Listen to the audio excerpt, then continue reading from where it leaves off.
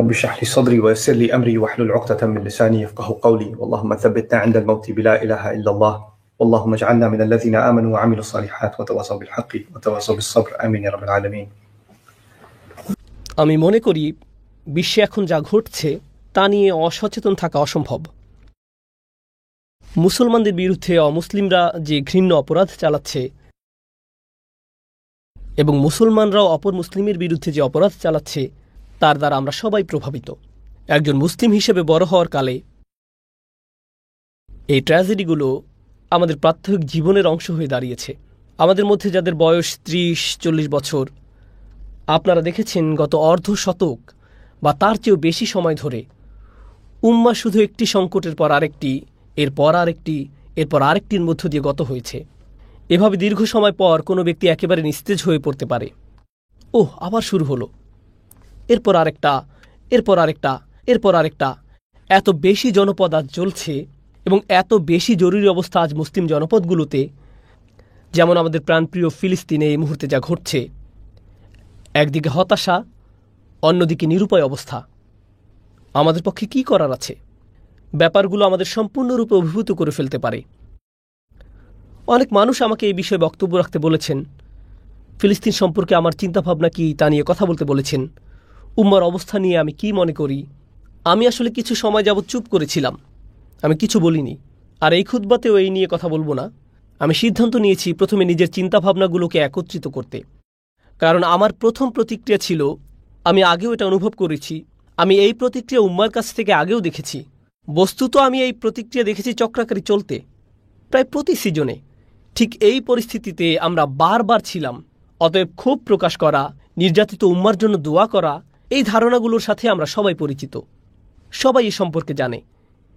এই অনুভূতিগুলো সবার হয় এবং সবাই এই দোয়াগুলো করে থাকে। সবাই তাদের সামর্থ্য অনুযায়ী আর্থিক সাহায্যও করে থাকে। প্রতিবাদ মুসলিম দেশগুলোর বিরুদ্ধে যারা উম্মার জন্য কিছু করছে না, প্রতিবাদ জাতিসংঘের বিরুদ্ধে, প্রতিবাদ যুক্তরাষ্ট্রের বিরুদ্ধে, প্রতিবাদ ইসরায়েলের মতো অপরাধী রাষ্ট্রের বিরুদ্ধে, ইত্যাদি ইত্যাদি ইত্যাদি। আমরা এই কাজগুলো অসংখ্যবার করেছি ইতিমধ্যে। এই কাজগুলোর পেছনে যৌক্তিকতা আমি বুঝি, আমি সত্যি বুঝি, কিন্তু আমি আরও অনুভব করি এগুলোই যথেষ্ট নয়। আমরা এই কাজগুলো বহুবার ধরে করে আসছি। ব্যাপারটা গভীরভাবে কষ্টদায়ক এবং হতাশাজনক যে আমরা ঠিক একই পরিস্থিতিতে আবারও, যদি পরিস্থিতি আরও খারাপ না হয়ে থাকে সময় যাওয়ার সাথে সাথে। তাই আমি শুধু ক্ষোভ প্রকাশ বা একই আবেগের পুনরাবৃত্তি ঘটাতে যাচ্ছি না, কিন্তু একটু পেছনে সরে এসে ভাবা যে একটি উম্মাহ হিসেবে আমাদের কোন ব্যাপারটা নিয়ে চিন্তা করা উচিত। আমার খুতবাগুলো প্রায় সময় গত কয়েক বছর যাবৎ শুধু ব্যক্তিগত ক্ষমতায়ন নিয়ে কথা বলে আসছে। একজন ব্যক্তি কিভাবে তার ঈমানকে শক্তিশালী করবে, একজন ব্যক্তি কিভাবে তার জীবনের আঘাতগুলো কাটিয়ে উঠবেন। কারণ আমাদের ধর্ম একদিকে অত্যন্ত ব্যক্তিগত, এটি সত্যি একজন মানুষকে শক্তিশালী করে তোলে। এটি আপনার ঈমান নিয়ে, আপনার গল্প নিয়ে, আপনার জীবন নিয়ে, আল্লাহর সাথে আপনার সাক্ষাৎ নিয়ে, আল্লাহর বইয়ের সাথে আপনার সম্পর্ক নিয়ে, আল্লাহ রসুলের সাথে আপনার সম্পর্ক নিয়ে সাল্লাল্লাহু আলাইহি সাল্লাম। এটি আপনার সমস্যাগুলো নিয়ে, আপনার পরিবার নিয়ে, আপনার ব্যবসা নিয়ে, আপনার আর্থিক অবস্থা নিয়ে, আপনার জাকাত নিয়ে, আপনার নামাজ নিয়ে।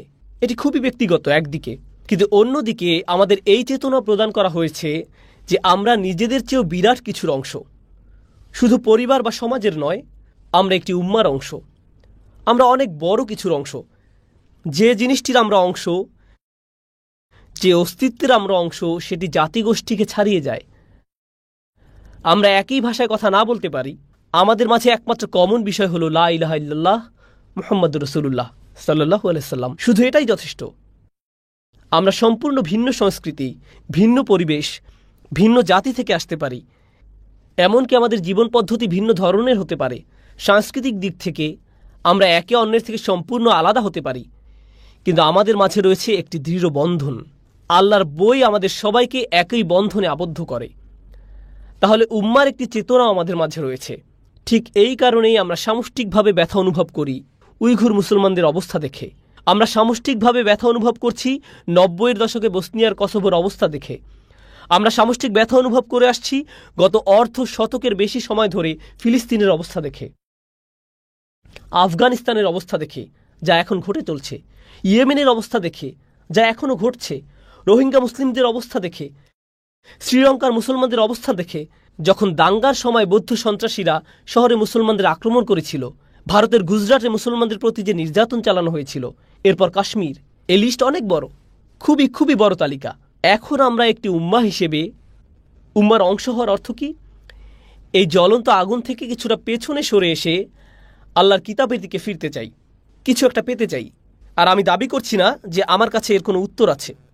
প্রথমে এই বিষয়টা পরিষ্কার করে নিতে চাই, আমাদের কারো কাছে যদি এর জবাব থাকতো তাহলে আমরা এই পরিস্থিতিতে থাকতাম না। তাই কারো কাছে এর জবাব আছে এবং সে জানে কি করতে হবে, এমনটা মনে করা অহংকারপূর্ণ। কিন্তু আমাদের এর উত্তরের জন্য আল্লাহর দিকে ফিরতে হবে, আল্লাহর কিতাবের কাছে ফিরতে হবে। এই খুতবা আসলে এই ব্যাপারটা নিয়ে। একটি উম্মাহ হিসেবে আমাদের নিকট আল্লাহর কিছু প্রত্যাশা আছে। তিনি আমাদের একটি উম্মায় পরিণত করেছেন। এর দ্বারা আসলে কি বোঝায়? উম্মাহ বানানোর একটি ঘোষণা তিনি সূরা বাকারায় দিয়েছেন। আরও অন্য অনেক স্থানের মাঝে এটা অন্যতম একটা কেন্দ্রীয় স্থান, সূরাতুল বাকারার একেবারে মাঝখানে, যেটি কোরআনের দীর্ঘতম সূরা। তিনি সেখানে ঘোষণা করেছেন, ওয়াকাযালিকা জাআলনাকুম উম্মাতান ওয়াসাতা, এভাবে আমরা তোমাদের একটি মধ্যমপন্থী উম্মায় পরিণত করেছি। অনুবাদে প্রায় সময় উল্লেখ করা হয় মধ্যপন্থী জাতি। ওয়াসাত অর্থ ভারসাম্য, এটি আসলে একটি মাসদার, তাই এর অর্থ হবে এমন জাতি যা ভারসাম্যের গুণে গুণান্বিত। এটা বলা হয়নি যে উম্মাতান মুতাওয়াসসিসাতা, তখন এটা সিফাত হতো, কিন্তু এখানে সিফাতটি মাসদার, আসলে যা অতিরঞ্জিত রূপ। বেশি টেকনিক্যাল না হয়ে বলছি, এর দ্বারা আসলে বুঝায় তোমাদের এমন একটি জাতিতে পরিণত করা হয়েছে, যদি কেউ তোমাদের দিকে তাকায় তখন প্রথম যে জিনিসটি তাদের মাথায় আসবে তা হলো ভারসাম্য। কিছু সময়ের জন্য ব্যাপারটা নিয়ে একটু চিন্তা করুন। আল্লাহ বলছেন আমাকে আপনাকে তিনি এমন একটি উম্মাহ বানিয়েছেন যে উম্মাহ আসলে প্রায় নিজেই ভারসাম্যের সংজ্ঞা। নিজেই ভারসাম্যের সংজ্ঞা। দুনিয়াতে ভারসাম্য একটি গুরুত্বপূর্ণ বিষয়। এটি আসলে ন্যায় বিচারের সাথে সম্বন্ধযুক্ত। পৃথিবীর যে কোনো বিচার বিভাগে দাড়িপাল্লা দেখতে পাবেন আদালতের একটি প্রতীক হিসেবে। দেখবেন এক অন্ধ মহিলা মূর্তি দাড়িপাল্লা ধরে দাঁড়িয়ে আছে, বা শুধু দাড়িপাল্লা ঝুলানো আছে। কারণ আপনার পক্ষে ন্যায় বিচার পাওয়া সম্ভব নয় যতক্ষণ না ভারসাম্য খুঁজে পাবেন। আর আল্লাহ সুবহানাহু ওয়া তাআলা এমন কি ভারসাম্যের প্রতি নির্দেশ করেছেন, মিজানের কথা কোরআনে এসেছে। তিনি মহাবিশ্বকে ভারসাম্যপূর্ণ করে সৃষ্টি করেছেন। তিনি বলেছেন আস-সামাআ রাফআ ওয়া ওয়াদাআল মিজান, আর তিনি আকাশকে সমুন্নত করেছেন এবং ভারসাম্য স্থাপন করেছেন। আল্লাহ তাতাগাউ ফিল মিজান, যাতে তোমরা দাড়িপাল্লা সীমালঙ্ঘন না করো। অর্থাৎ তোমরা হলে ভারসাম্যপূর্ণ জাতি, তাহলে ভারসাম্য ঠিক রাখা এবং ন্যায় বিচার করা ওতপ্রোতভাবে জড়িত। এখন আমাদেরকে যে মধ্যমপন্থী উম্মত বানানো হয়েছে, এই ঘোষণাটি কোথায় এসেছে? এটি সূরাতুল বাকারার এমন এক স্থানে এসেছে যা গভীর ভাবনার দাবি রাখে। আমাদের পূর্বে আসা এক জাতি সম্পর্কে আল্লাহ কথা বলছেন, যাদেরকে বই দেয়া হয়েছিল। ঠিক যেমন আমরা একটি জাতি এবং আমাদেরকেও একটি বই দেয়া হয়েছে। তাদেরকে একটি কিতাব দেয়া হয়েছিল, তারা তাদের কিতাবের সাথে বহু শতাব্দী পার করেছে। আজ যখন আমরা তাদের সম্পর্কে পড়ছি, আমাদেরকেও একটি কিতাব দেয়া হয়েছে, আর আমাদের উপরও বহু শতাব্দী পার হয়ে গেছে। তাহলে আমাদের এবং তাদের মাঝে একটা কমন বিষয় রয়েছে।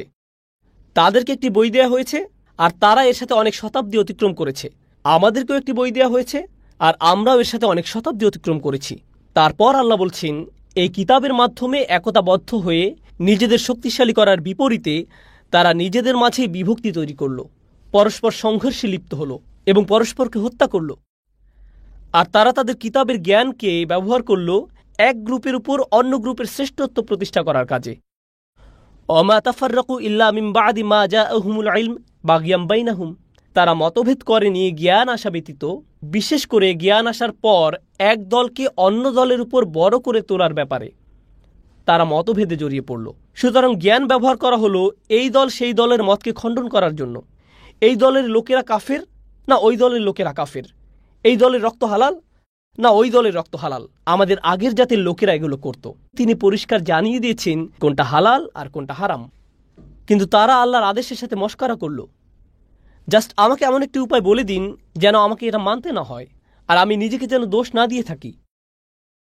আল্লাহ এই জাতি সম্পর্কে আরও বলছেন, যখন তাদেরকে এই কিতাব দেয়া হয়েছে, কেউ যখন তাদেরকে এই কিতাবের কথা মনে করিয়ে দিত, তারা তাদের বিরুদ্ধে যুদ্ধ ঘোষণা করত। আল্লাহ তাদের মুনাফিকি সম্পর্কে বলেছেন, তারা কোনো ধরনের দ্বিধাদ্বন্দ্ব ছাড়াই একে অন্যের রক্ত ঝরাত। তাদের বিশাল এক দায়িত্ব দেয়া হয়েছে, তারা তো একটা উম্মাহ ছিল। আমাদের রসুল সাল্লাল্লাহু আলাইহি সাল্লাম বলেছেন উম্মার একটি শরীরের মতো হওয়ার কথা। তাই আল্লাহ তাদেরকে বললেন, লা তুসফিকুনা দিমাআকুম ওয়ালা তুখরিজুনা আনফুসাকুম মিন দিয়ারিকুম, তোমরা একে অন্যের রক্ত ঝরাবে না। তিনি সেই সময়ের মুসলমানদের এই কথা বললেন। তিনি তাদেরকে বললেন, তোমরা একে অন্যের রক্ত প্রবাহিত করবে না এবং পরস্পরকে স্বদেশ থেকে বহিষ্কার করবে না। তোমরা একে অন্যকে নিজেদের বাড়ি থেকে বহিষ্কার করবে না। সুম্মা আকরারতুম, অতঃপর তোমরা সবাই তা মেনে নিয়েছিলে। ওয়া আনতুম তাশহাদুন, এবং তোমরাও সাক্ষী ছিলে। সুম্মা আনতুম হাউলাই তাকতুলুনা আনফুসাকুম, অতঃপর তোমরাই তো তারা যারা নিজেদেরকে হত্যা করেছ। ওয়া তাখরুজুনা ফারিকুম মিনকুম মিন দিয়ারিহিম, এবং তোমাদের মধ্য থেকে একটি দলকে তাদের গৃহ থেকে বের করে দিচ্ছ। তাযাহারুনা আলাইহিম বিল ইসমি ওয়াল উদওয়ান, তোমরা নিজেরা তাদের বিরুদ্ধে অন্যায় ও সীমালঙ্ঘন করে পরস্পরের সহযোগিতা করেছ। অর্থাৎ তোমরা মুসলমানরা, মানে সেই সময়ের ইসরায়েলিরা, আক্রমণাত্মক পদক্ষেপ নিচ্ছ অন্য মুসলমানদের বিরুদ্ধে, সেই সময়ের আরেক ইসরায়েলিদের বিরুদ্ধে। এরপর এই সব কিছুর উপরে যখন তারা এই অন্যায় কাজে নিয়োজিত ছিল, একদল বিশ্বাসী অন্য আরেক দল বিশ্বাসীর বিরুদ্ধে যখন পরিস্থিতি একেবারে খারাপ হয়ে পড়েছিল, যখন মুসলমানরা একে অন্যের বিরুদ্ধে লড়াই করে, তখন কি হয়? আগের দিনে যখন ইসরায়েলিরা পরস্পর যুদ্ধে লিপ্ত হয়েছিল, তাদের সাম্রাজ্য দুর্বল হয়ে পড়েছিল। তখন বাইরের জাতির লোকেরা তাদের উপর আক্রমণ চালিয়েছিল, কারণ তাদের শক্তি ক্ষয় হয়ে গিয়েছিল পারস্পরিক যুদ্ধে। আর যখনই কোনো জাতি দুর্বল হয়ে পড়ে, তখন অন্য জাতি এর সুযোগ গ্রহণ করে। এমনটাই ঘটে। কোনো জাতিকে দুর্বল করার সবচেয়ে কার্যকরী উপায়, রাশিয়ানরা বর্তমানে যুক্তরাষ্ট্রের ব্যাপারে এটা ভালো বুঝে, কোনো জাতিকে দুর্বল করার সবচেয়ে কার্যকরী উপায় হলো নিজেদের মাঝে দ্বন্দ্ব সংঘাত বাঁধিয়ে দেয়া, ঠিক কিনা? তাই যখন সে সময়ের মুসলমানরা একে অন্যের বিরুদ্ধে দ্বন্দ্ব সংঘাতে জড়িয়ে পড়ল, তখন সিরিয়ানরা, ব্যাবিলনীয়রা, সে সময়ের শক্তিশালী জাতিগুলো যারা শক্তির দিক দিয়ে ইসরায়েলিদের সমতুল্য ছিল, তারা তাদের দুর্বলতা দেখল এবং তাদের উপর আক্রমণ চালাতে শুরু করল।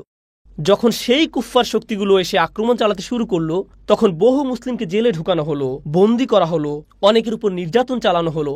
এভাবে যখন একদল মুসলিমের উপর কুফফাররা নির্যাতন চালাতো, অন্য মুসলিম দল বলতো, তারা তোমাদের ভাই, তাদের মুক্ত করো। ওয়া ইয়াতুকুম উসারা তুফাদুহুম, তারা যখন বন্দী রূপে তোমাদের নিকট হাজির হয়, তখন তোমরা বলতে তাদের জন্য মুক্তিপণ দাও, তোমাদের ভাইদের জন্য মুক্তিপণ দাও।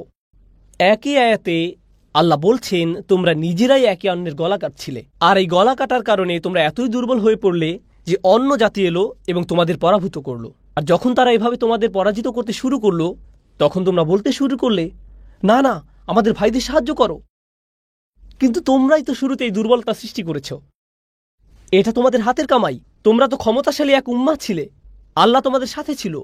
ফাদ্দালতুকুম আলাল আলামিন, আল্লাহ ইসরায়েলীদের স্মরণ করিয়ে দিচ্ছেন, আমি তোমাদেরকে পৃথিবীর অন্য সব জাতির উপর উচ্চ মর্যাদা দিয়েছি।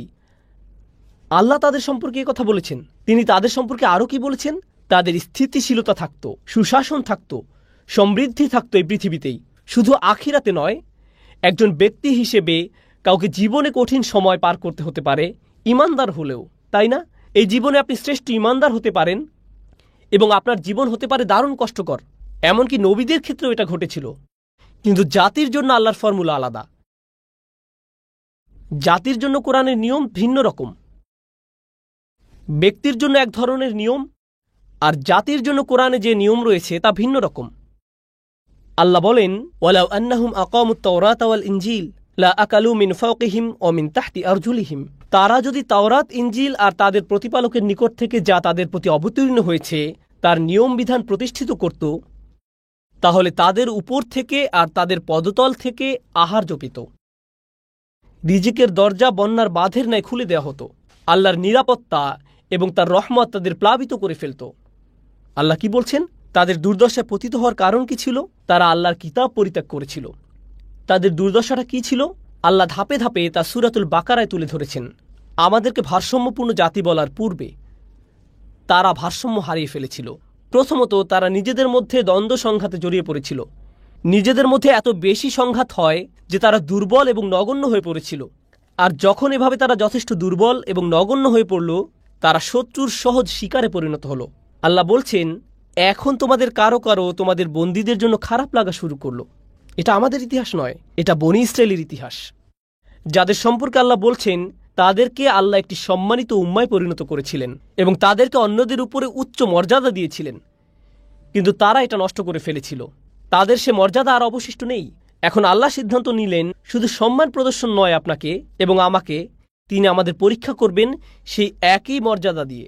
কেন সূরার অর্ধেক অংশে তাদের ব্যর্থতার কথা আলোচনা করা হয়েছে এবং এরপর আমাদের উদ্দেশ্য করে বলা হয়েছে, আমি তোমাদেরকে একটি ভারসাম্যপূর্ণ জাতি হিসেবে সৃষ্টি করেছি। তার কারণ হলো তাদের মতো বিশৃঙ্খলা সৃষ্টি করো না, তোমাদের অবস্থা যেন তাদের মতো না হয়। কারণ ওয়ালান তাজিদা লিসুন্নাতিল্লাহি তাবদীলা, আর তুমি আল্লাহর রীতিতে কখনোই কোনো পরিবর্তন পাবে না। আল্লাহর ফর্মুলা একই। আল্লাহ এই দুনিয়ায় একটি রীতি সৃষ্টি করেছেন। যখন মাটিতে কোনো বীজ বুনবেন এবং এর উপর পানি দিবেন, ভালো মাটি দিবেন, সূর্যের আলোর ব্যবস্থা করে দিবেন, তখন একটি চারা গাছের জন্ম নিবে। এটাই আল্লাহর সুন্নাহ। মাটি গাছের জন্ম দেয়নি, পানি গাছের জন্ম দেয়নি, সূর্য গাছের জন্ম দেয়নি। কিন্তু আপনি যদি এই প্রক্রিয়া অনুসরণ করেন, তাহলে আল্লাহর সুন্নাহ হলো তিনি একটি গাছকে জন্ম নেওয়ার অনুমতি দিবেন। কিন্তু যদি পানি না দেন, যদি ভালো বীজ না বুনেন, চারা গাছটির মৃত্যু হবে। এটাও আল্লাহর সুন্নাহ। আল্লাহ এভাবে এই দুনিয়ায় হুকুম বাস্তবায়ন করে থাকেন। এটা হলো একটি গাছ বড় করার সুন্নাহ। কিন্তু বিশ্বাসী একটি জাতির উত্থান, পতন, শক্তিমত্তা, দুর্বলতা কখন দেখা দিবে, তার জন্যও আল্লাহর একটি সুন্নাহ বর্তমান আছে। আমাদের পক্ষে এমনটি চিন্তা করা অসম্ভব যে আমাদের ব্যাপারটা ব্যতিক্রম এবং আমাদের পূর্বের জাতির ক্ষেত্রে যা হয়েছিল আমাদের ক্ষেত্রে তা হবে না। কারণ আমরা স্পেশাল, কারণ আমরা বিশেষ অনুগ্রহপ্রাপ্ত। আমি আমার বক্তব্য দ্বারা এই মুহূর্তে যারা ভোগান্তির শিকার হচ্ছেন, কোনোভাবেই তাদের কষ্টকে ছোট করে দেখছি না এবং কোনোভাবেই তাদের দোষ দিচ্ছি না যে আল্লাহ তাদের এই পরীক্ষায় ফেলেছেন কারণ তারা বনী ইসরাইলদের মতো হয়ে গেছে। আমি যা বলতে চাচ্ছি তার উল্টো বুঝবেন না। আমরা একটি উম্মাহ হিসেবে আমাদের আচরণ, আমাদের চারিত্রিক বৈশিষ্ট্য, আমরা যেভাবে আচরণ করি, আমরা যেভাবে নিজেদের দেখি, যদি আয়নায় ভালো করে তাকান, শুধু নিজের প্রতি নয়, একটি জাতি হিসেবে নিজেদের প্রতি, এবং আল্লাহ ইসরায়েলীদের যে ব্যাপারগুলোর সমালোচনা করেছেন, তিনি তাদের কোন কোন ব্যাপারগুলোর সমালোচনা করেছেন যা তাদের থেকে পছন্দনীয় জাতির মর্যাদা দূরীভূত করে দিয়েছিল। যদি সৎ দৃষ্টিতে তাকাই, তাহলে আমার আপনার জন্য দুই জাতির মধ্যে একই সাদৃশ্য দেখতে না পাওয়া বড়ই কঠিন হবে, খুবই কঠিন হবে, বিশাল চ্যালেঞ্জের ব্যাপার হবে। তাই যখন তিনি বলছেন ওয়াকাযালিকা জাআলনাকুম উম্মাতান ওয়াসাতা, এরপর তিনি কি বলছেন? লিতাকুনু শুহাদা আলান নাস, যাতে তোমরা মানুষের উপর সাক্ষী হও। ভারসাম্যপূর্ণ জাতির তো এমন হওয়ার কথা, তারা আল্লাহর কিতাবের সাথে অবজ্ঞাপূর্ণ আচরণ করে না, তারা ন্যায়পরায়ণতার গুণে গুণান্বিত, তারা ঐক্যবদ্ধ জাতি, তাদের একের জন্য অন্যের রয়েছে চিরন্তন ভালোবাসা। শুধু তখন নয় যখন মানুষের শরীর থেকে রক্ত ঝরে, শুধু তখন নয় যখন তারা নির্যাতিত হয়, কারণ এটা মুনাফিকি, এটা আসলেই মুনাফিকি সুলভ আচরণ। ওহ, আমাদের ভাইদের শরীর থেকে রক্ত ঝরছে ফিলিস্তিনে।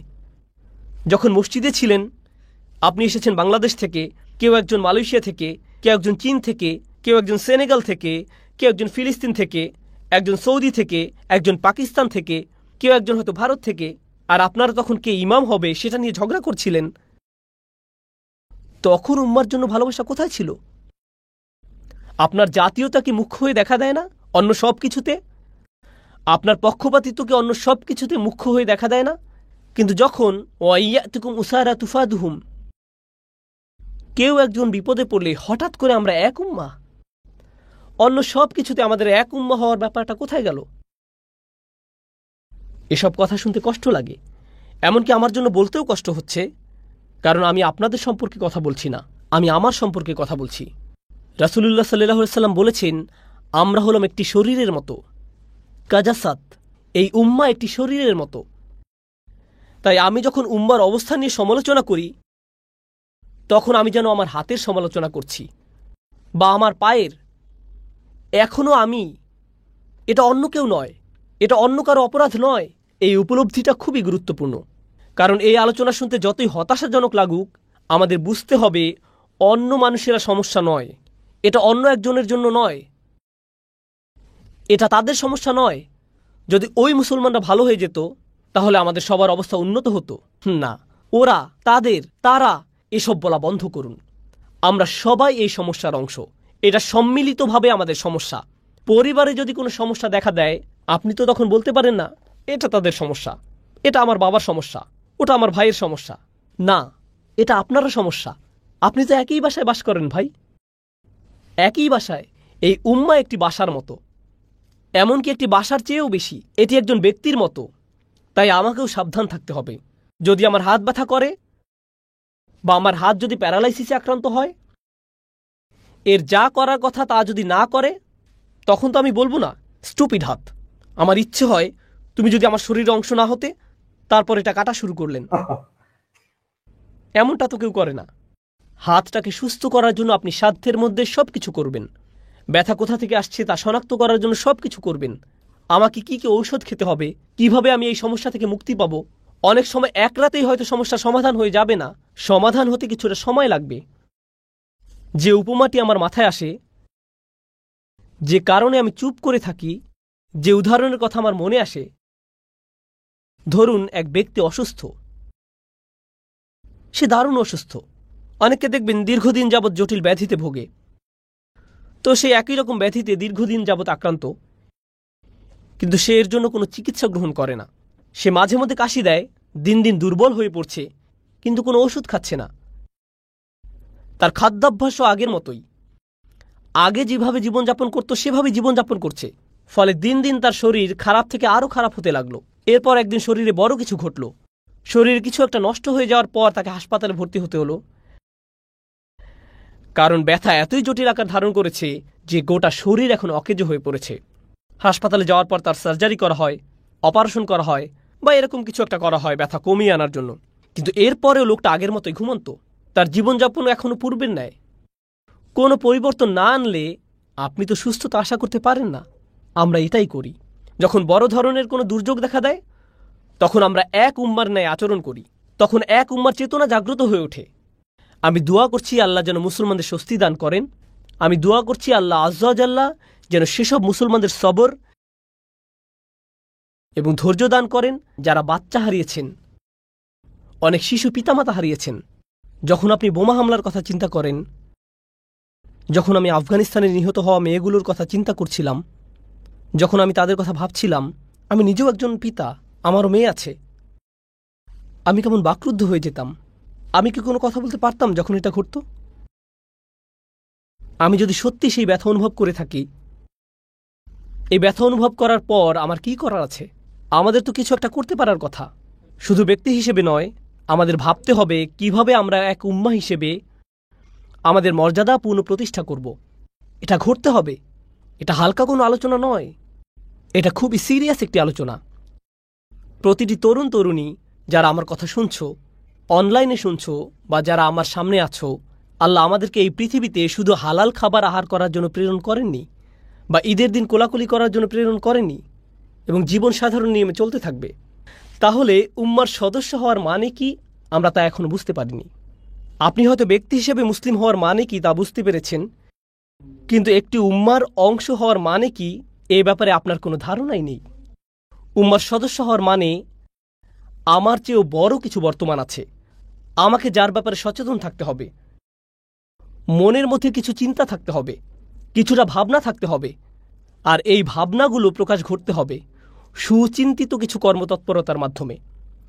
আমি বলছি না যে এর উত্তর আমার কাছে আছে, আমি শুরুতেই পরিষ্কার করেছি, কিন্তু আমাদের ভেতরে অন্ততপক্ষে উম্মা নিয়ে গভীর ভাবনা থাকতে হবে। এই উম্মার ইতিহাস হলো, এই উম্মার মানুষেরা দুনিয়াতে পরিবর্তন এনেছিল, তাই না? এই উম্মা হলো উম্মাতান ওয়াসাতা। আল্লাহ বর্ণনা করেছেন, প্রসঙ্গত ওয়াসাতের অর্থ আগে বলেছিলাম, এর দ্বারা ভারসাম্য, ন্যায় বিচার, ন্যায্যতা বোঝায়। ব্যাপারটা হলো সব কিছুতে আপনি দেখবেন সমস্যা দেখা দেয় চরমপন্থার কারণে। যখন ধনীরা চরম ধনী হয়ে যায়, যখন গরিবরা একেবারে গরিব হয়ে পড়ে, সরকার যখন মারাত্মক কর্তৃত্বপরায়ণ হয়ে পড়ে, তখন দেশে সমস্যা দেখা দেয়। মানুষ যখন চরম নৈরাজ্যবাদী হয়ে পড়ে, এটাও দেশের জন্য সমস্যা। মাত্রাতিরিক্ত নিয়ন্ত্রণে সমস্যা দেখা দেয়, আবার মাত্রা অতিরিক্ত স্বাধীনতায় সমস্যা দেখা দেয়। যেখানেই যান ভারসাম্যের অভাব, সব জায়গায় ভারসাম্যহীনতা।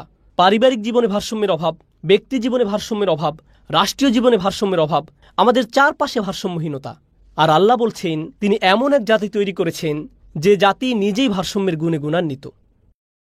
আল্লাহ যখন বলেছেন লিতাকুনু শুহাদা আলান নাস, যেন তোমরা সমগ্র মানবজাতির উপর সাক্ষী হতে পারো, মানবজাতি যখন খুঁজবে কোথায় ভারসাম্য, এটা কি শুধু একটা বিমূর্ত ধারণা যা মানুষের পক্ষে কোনোদিন অর্জন করা সম্ভব নয়? না, পৃথিবীতে এমন একটি জাতি আছে যারা ভারসাম্যের গুণে ভূষিত। ন্যায় বিচার তো এমনই হওয়ার কথা। সামঞ্জস্যপূর্ণ হওয়ার মানে তো আসলে এটাই। উদ্দেশ্যপূর্ণ জীবন তো এমনই হওয়ার কথা। আমাদের দেখতে কি এমন দেখায় এখন? এই আয়াত পড়ে কি আমরা নিজেদের উপর সন্তুষ্ট থাকব যে আমি তোমাদেরকে ভারসাম্যপূর্ণ উম্মত বানিয়েছি? আমরা কি নিজেদের দিকে তাকিয়ে বলি আলহামদুলিল্লাহ, আমাদের প্রচুর ওয়াসাত রয়েছে, আমরা একটি ভারসাম্যপূর্ণ জাতি? আমাদের মাঝে ভারসাম্য নেই। অধিকন্তু তিনি আমাদের উপর একটি দায়িত্বও দিয়েছেন, যাতে তোমরা মানুষের উপর সাক্ষী হও। আমরা মানুষের উপর সাক্ষী হব, আর রসুল সাল্লাল্লাহু আলাইহি সাল্লাম আমাদের উপর সাক্ষী হবেন।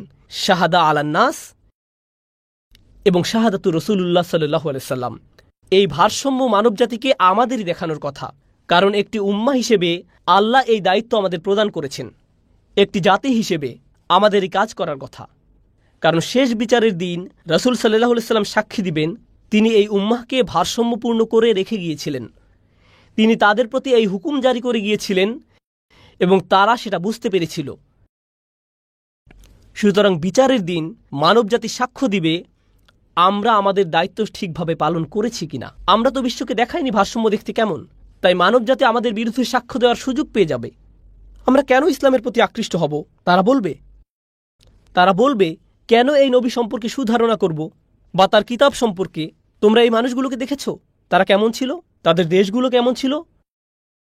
তাদের দেশগুলো ছিল বিশ্বের সবচেয়ে দুর্নীতিগ্রস্ত দেশগুলোর অন্যতম। তাদের ব্যবসায়ীরা ছিল দুনিয়ার অন্যতম অসৎ প্রকৃতির এবং দুর্নীতিপরায়ণ ব্যবসায়ী।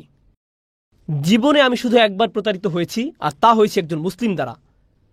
এদেরই কি ভারসাম্যপূর্ণ হওয়ার কথা? কোন কারণে আমি তাদের ধর্মের প্রতি আকৃষ্ট হব?